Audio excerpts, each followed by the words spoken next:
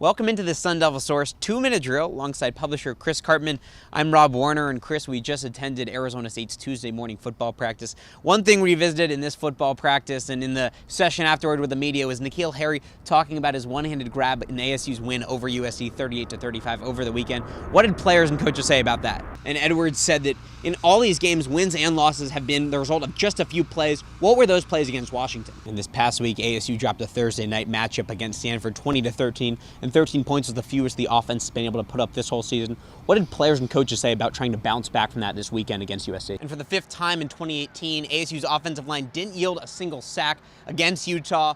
The offensive line just seems like it's been doing a great job also opening up running lanes for Benjamin. The Sun Devils rushed 50 times for 251 yards against a Utah team that came into the game as the third best rush defense in the nation. How does this group compare to some of the past Sun Devil offensive lines? Herm Edwards said this past Saturday that as many as 12 newcomers could see time. What did today tell you about those guys and where they'll be playing? And that task this weekend against number 15 Michigan State, some of the players talked about what they should be facing this weekend with a good Spartans team. What did they say? What were some of their big picture takeaways? After practice, offensive coordinator Rob Werner was talking about ASU's dominant win over Utah, saying that he thinks it might be the best passing and rushing performance ASU's offense has had this whole year. What did he say about that? And offensive coordinator Rob Werner said that he wants to build another layer off of the rushing performance ASU was able to show against Oregon State. What can you say about that? And in keeping with the conversation of the running backs, Trelon Smith lost a critical fumble in the fourth quarter that the Huskies ultimately recovered. What can you say about the pass protections and the ball security of more of an inexperienced running backs group?